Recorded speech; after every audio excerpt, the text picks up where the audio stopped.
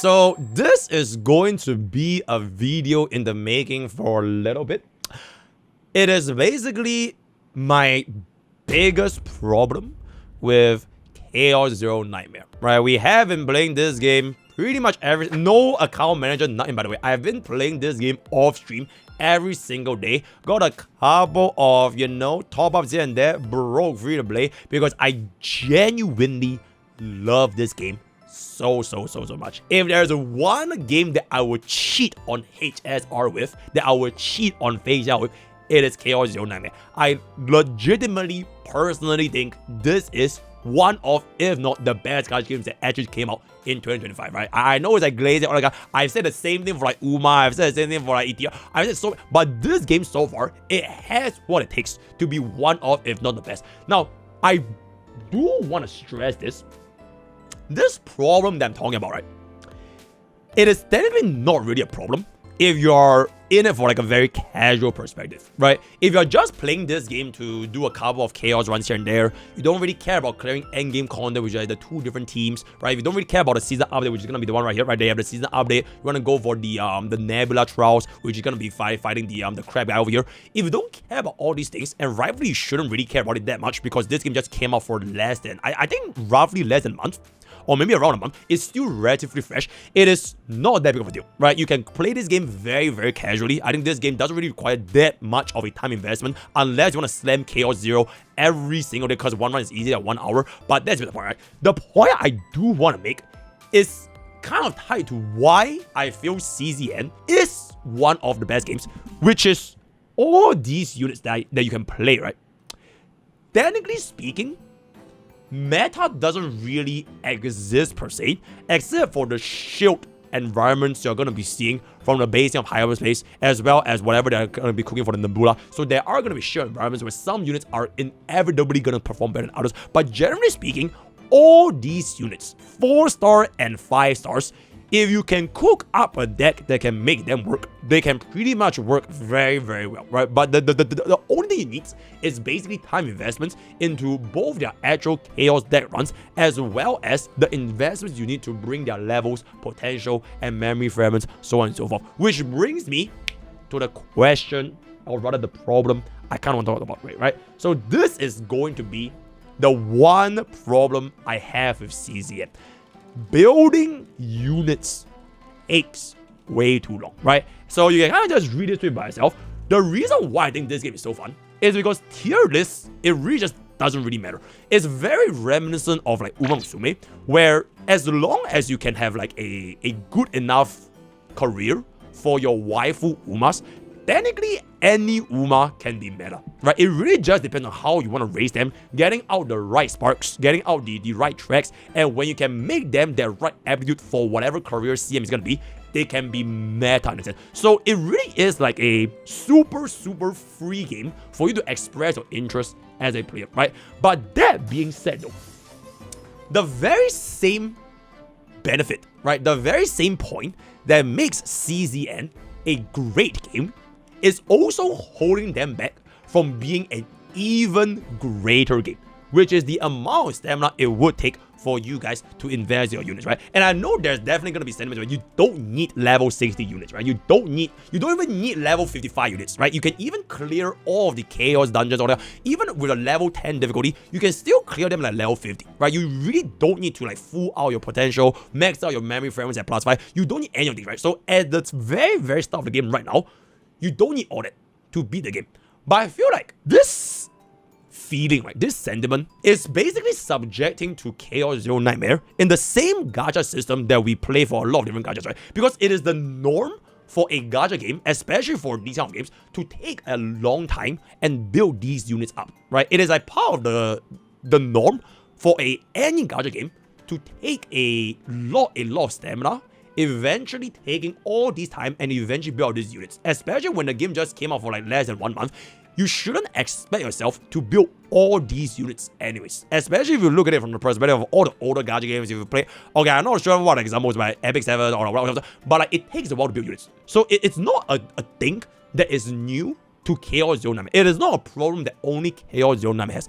But I feel like it's a big shame because this problem can be very easily fixed, and it makes Chaos Zero Nightmare a lot more enjoyable, while not really taking away the bottom line of why I feel like this game is going to be that much more fun, right? So this is going to be essentially the data, the stamina, the currency that it would take you to level your units, particularly from 50 to 60, right? So huge shout out to MrPokke for putting this up together.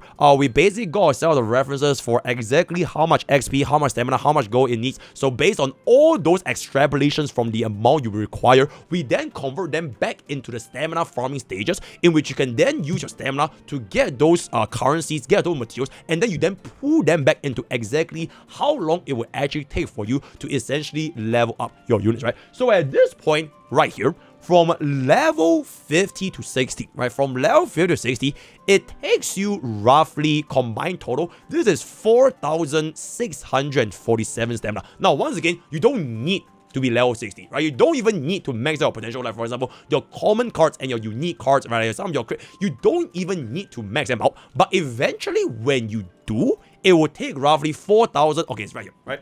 4,647 combined total stamina to raise them fully maxed out from 50 to 60. So the stamina regeneration system in CZN is 1 stamina per 6 minutes, which is the exact same 1 hour 10 stamina, right? So if you were to combine this into how long that will actually take, it is basically 4,647 divided by your 6 minutes. This is gonna be 774. Wait, hold up. 4,647 times 6 minutes. That's number of minutes divided by hours. This is 464.7 hours, which is going to be roughly 19 days. 19 days.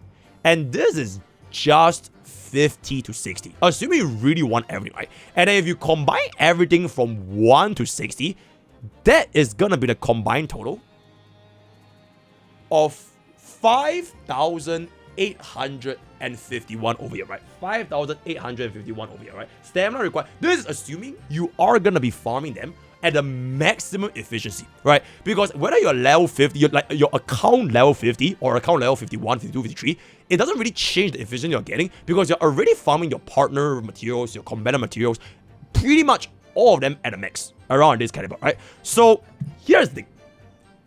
Even though you don't need it, right? You don't need to level everybody to level 60, right? You don't need to level them to even 55, right? Even the game specifically tells you, right? Even if you were to go into this activity over here, they intentionally say you should only level them to roughly level 55 because the amount of materials it would take you to bring from 55 to 60 is going to be a lot higher from 50 to 55. But I feel like this is a problem, at least for me, because I want to experiment with all these different units in CZN, because what makes this game fun to me is the ability to experiment with all these different units and essentially build them up from ground scratch if I would like to. So for example, if I ever want to try out, like let's just say Hugo, right?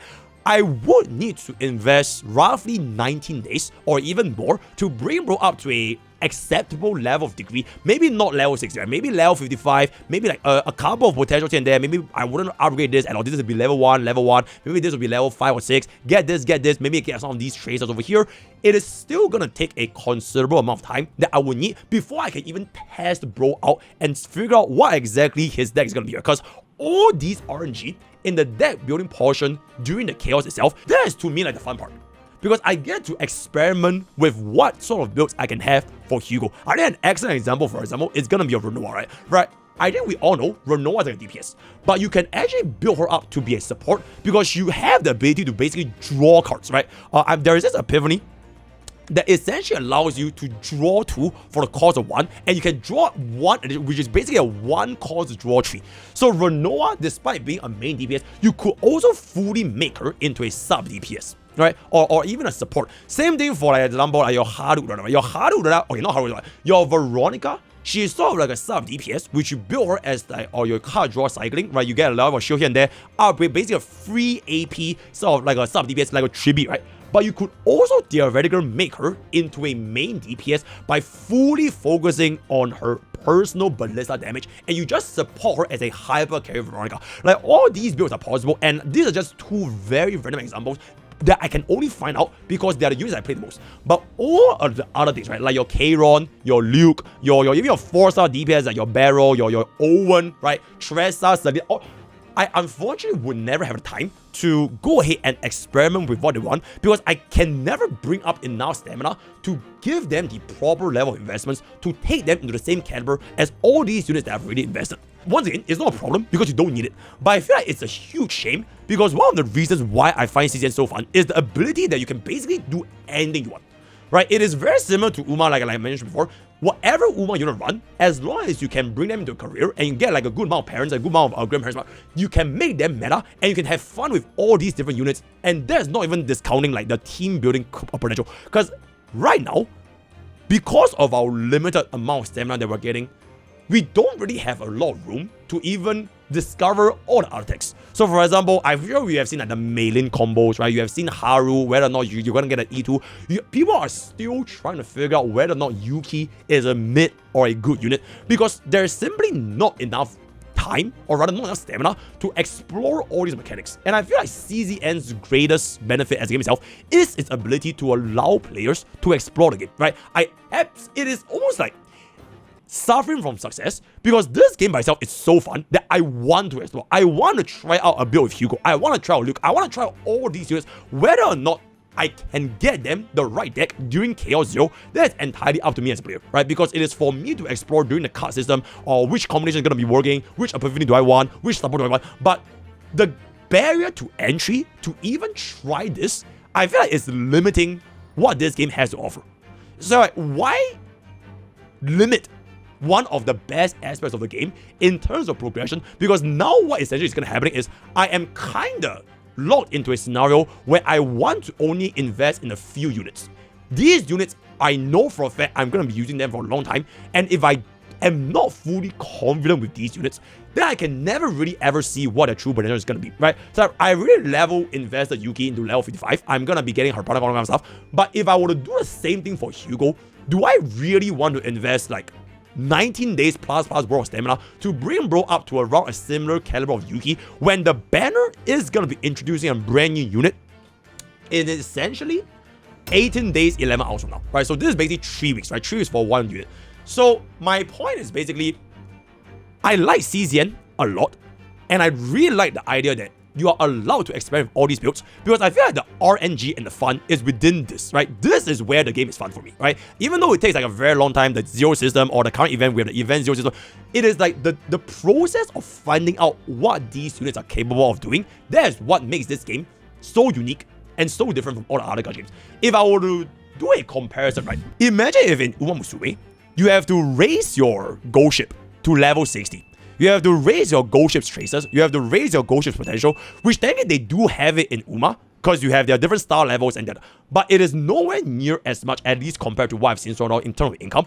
Whereas in CZN, because you would have required so much stamina to try to raise that one unit, you are actively discouraged to step out of your comfort zone and discover what this game has to offer. Like, I would love to invest my Rin way more to see what she has to offer, but because I already have a Void DPS that is Renoa, I am actively getting discouraged to explore beyond the boundaries because I know if I want to raise a Rin, right, it is going to take me a lot more stamina and resources trying to bring bro out to the same potential as compared to Renoa, right? And I feel like it's very limiting and for like no particular reason. Because I think the game itself is really at a super good spot. You have your rescue, which I think the CZM, this gadget system is very forgiving. Because I think the game gives you a lot of pulls. Their items are nothing too crazy unless you really want to care about E2. But I feel like even without items, at E0, S0, I think a lot of these units are like very fine. I feel like they've really done such a good job in terms of my balancing because there really isn't like a single unit that's super strong. Okay, maybe minus Hue because I really like the way Hue.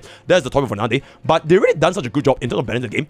Why make it restrictive where I cannot explore more there is to it, right? So that is pretty much my only problem from what we're seeing. The solution to this, right? The solution, I know that a lot of these income it is not fully representative of what you get because these are just farming, right? These are just if you were to spam your stamina on a daily basis without any external influence, you're going to be getting this. But we do have ourselves events. So for example, the current Forbidden Catalyst event, this has a shop that gives you a lot of materials, right? These are very, very good for progression, but it is a very one-time thing. Especially if basically all these things, they are encouraged for the specific unit rate up on the banner. In this case, it's gonna be Yuki, right? So respectively, even though this is gonna be for this unit over here, it is a temporary fix to a long-term problem that I can see CZN having.